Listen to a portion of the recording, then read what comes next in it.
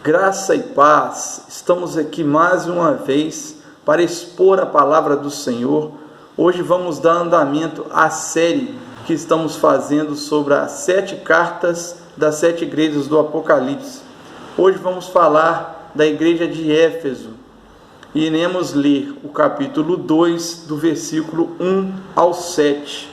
Escreva esta carta ao anjo da igreja em Éfeso. Esta é uma mensagem daquele que segura na mão direita as 7 estrelas, daquele que anda entre os 7 candelabros de ouro. Sei de tudo o que você faz, vi o seu trabalho árduo e sua perseverança. Sei que também não tolera os perversos. Examinou as pretensões do que diziam apóstolos, mas não são, e descobriu que são mentirosos. Sofreu por meu nome com paciência, sem desistir. Contudo, tenho algo contra você. Você abandonou o meu primeiro amor. Veja onde caiu. Arrependa-se, volte a praticar as obras que praticava no início. Do contrário, virei até você e tirarei o candelabro de seu lugar entre as igrejas. Mas isto há a seu favor: você odeia as obras dos nicolaítas. Eu também o odeio. Quem tem ouvidos para ouvir, ouça o que o Espírito diz às igrejas. Ao vitorioso darei o fruto da árvore da vida, que está no paraíso de Deus. Amados irmãos, vamos aqui agora expor um pouco, primeiramente, sobre a cidade de Éfeso. Depois falaremos sobre a fundação da igreja e os momentos que a igreja estava vivendo naquela época. A cidade de Éfeso, ela era a principal cidade da Ásia Menor e a mais rica cidade. Ela tinha em torno de 200 mil habitantes, foi conhecida durante um tempo como a Feira das Vaidades, e também Inácio, bispo de Antioquia, chamou a cidade como a Porta dos Mártires, devido às grandes perseguições aos cristãos da época, que estavam sendo capturados, levados para Roma, sendo alguns decapitados, outros sendo queimados, outros sendo jogados a animais ferozes. A cidade de Éfeso, ela era um centro muito grande de religiosos, pois era uma cidade pagã que pregava muito o misticismo e outras práticas heréticas. E ali também se encontrava o grande templo à deusa Ártemis para o grego e Diana para os romanos. Nesse templo existiam sacerdotisas que trabalhavam como prostitutas sagradas para cultuar a deusa Diana, que era a deusa da fertilidade. Nesse templo também se cultuava ao imperador. Esse templo foi conhecido como uma das maravilhas do antigo século, devido à sua beleza e o seu tamanho, que cabia em torno de 30 mil pessoas dentro desse templo. A cidade de Éfeso, ela tinha o principal porto da Ásia Menor, que toda mercadoria precisaria se passar pela cidade de Éfeso, por isso ela era tão importante para a Ásia Menor. Ela ficava ao braço do mar Egeu, no porto ali da cidade de Éfeso. Na cidade de Éfeso ficavam os aciarcas, que eram os sumos sacerdotes. Esses sumos sacerdotes eles eram escolhidos pelo imperador e eram um dos principais homens da cidade de Éfeso. Esses sacerdotes, eles tinham a obrigação de cultuar ao imperador, e ele tinha o seu cargo exercido durante um ano. Depois de um ano, ele era substituído por um novo sumo sacerdote. A cidade de Éfeso tinha muitas práticas de magias. Ela também foi conhecida como a cidade das magias, por conta de tanta adoração a deuses pagãos que tinha naquela época. Agora vamos falar um pouco da fundação da igreja. A igreja de Éfeso, aparentemente, ela foi fundada por Paulo Áquila e Priscila, quando viajaram junto de Coríntio para Éfeso. Está em Atos 18:18. E eles permaneceram ali durante algum tempo, e depois Paulo viajou para Antioquia, deixando Áquila e Priscila na direção daquela igreja. A igreja de Éfeso, ela se tornou um polo do cristianismo muito importante naquela época, que ela se espalhou o cristianismo por toda a Ásia, devido não ter nenhum registro de Paulo ter visitado outras províncias da Ásia Menor. Acredita-se que a Ásia conheceu o cristianismo através da igreja de Éfeso, que era uma igreja que que ela trabalhava muito fora dos muros da igreja. Depois que Áquila e Priscila deixou a igreja, Timóteo assumiu o pastoreio daquela igreja, que era o companheiro de Paulo em outras viagens missionárias, que está em 1 Timóteo 1:3. E segundo alguns historiadores, que é Irineu e Eusébio, o apóstolo João assumiu a igreja após a morte de Paulo. Éfeso era uma cidade que tinha muito trabalho extramuro. Ela buscava muitos cristãos, ela pregava muito o cristianismo fora do templo. Então ela foi muito importante naquela época para a conquista e para a propagação do cristianismo. Tanto que o bispo Inácio de Antioquia, ele escreveu nos primeiros anos do segundo século a maior carta para a igreja de Éfeso. Qual o conteúdo dessa carta? Ele estava elogiando o trabalho que os cristãos estavam fazendo e a forma que eles eram tão fiel ao cristianismo naquela época. E também a fidelidade que eles tinham com a liderança, que naquela certa ocasião era o bispo Onésimo que estava na direção da igreja. E quais são as virtudes da igreja de Éfeso? As virtudes eram que ela era uma igreja atuante. E quando inicia a carta à igreja, que Jesus manda João escrever, ele fala: escreva essa carta ao anjo da igreja. Quem seria esse anjo? Algumas linhas teológicas acreditam que seriam seres espirituais. Outras linhas teológicas acreditam que era o próprio pastor da igreja. E eu prefiro acreditar nessa segunda linha teológica, que eu acho que é mais coerente, que João não conseguiria passar para um anjo aquilo que o Senhor estava pedindo que ele escrevesse. Então, eu acredito que aquela carta era endereçada ao pastor daquela igreja, ele que era considerado o anjo daquela igreja, que ele era um intermédio entre a palavra de Deus e os fiéis que ali estavam. E Jesus, ele se apresenta como o candeeiro que está no meio da igreja, ele segurando a igreja com seus braços fortes, nas suas próprias mãos, ajudando eles nas tribulações que estavam passando.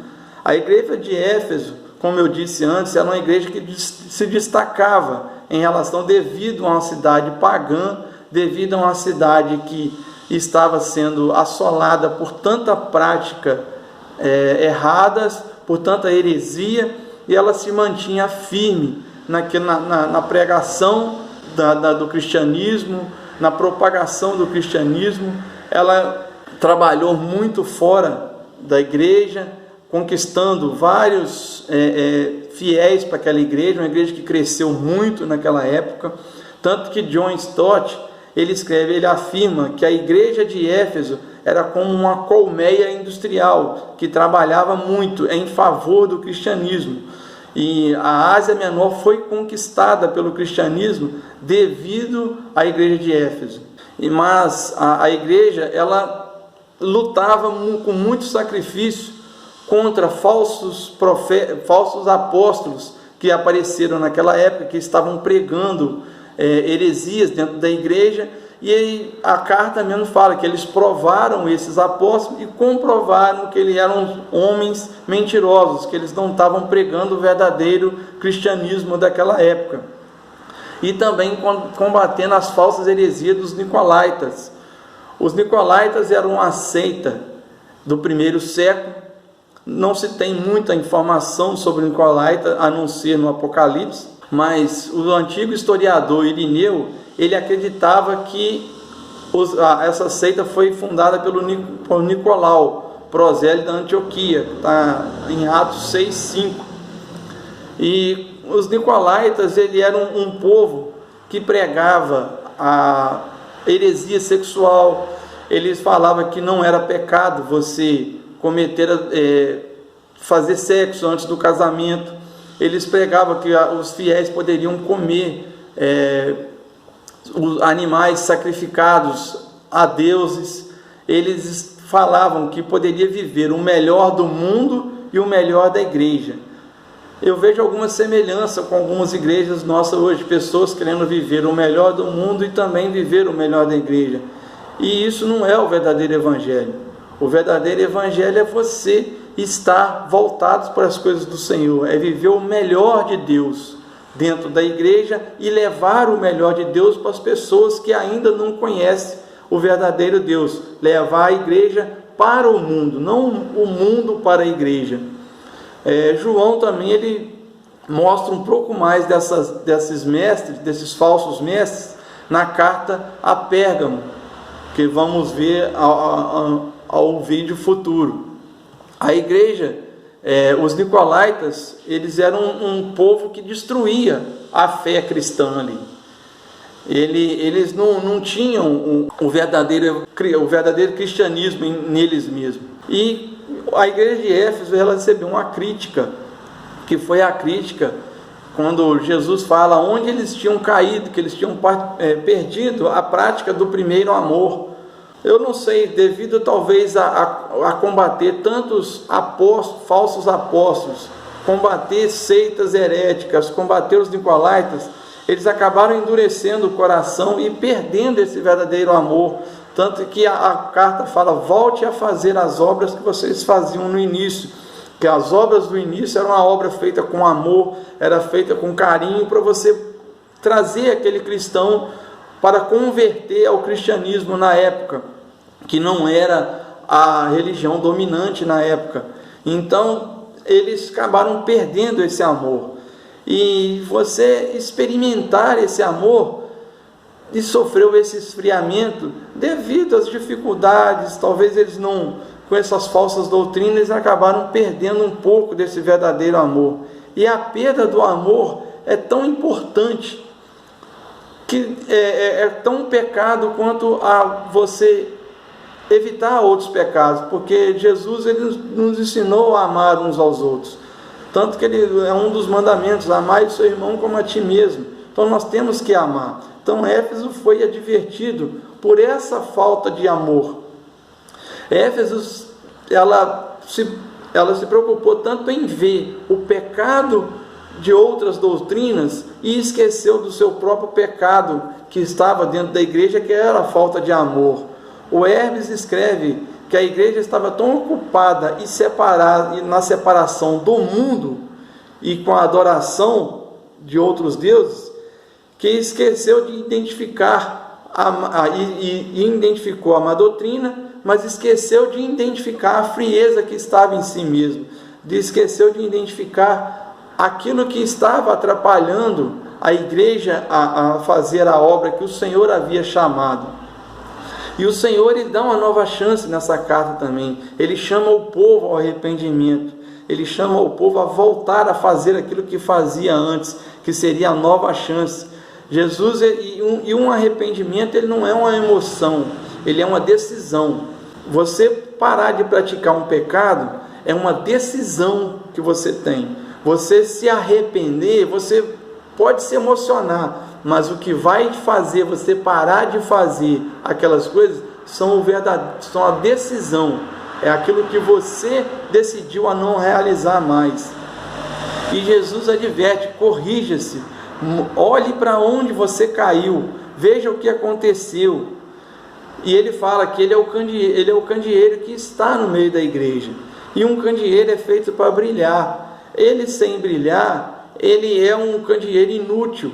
A igreja é feita para brilhar, a igreja é feita para ganhar almas, ela é feita para refletir a luz de Cristo para as pessoas. E se ela não está refletindo, ela é uma igreja inútil. Eles falam que a árvore que não dá fruto, eles arrancam pela raiz e jogam ao fogo. O crente que não dá fruto é dessa forma, ele vai ser arrancado e jogado à fogueira, porque ele não vai dar fruto.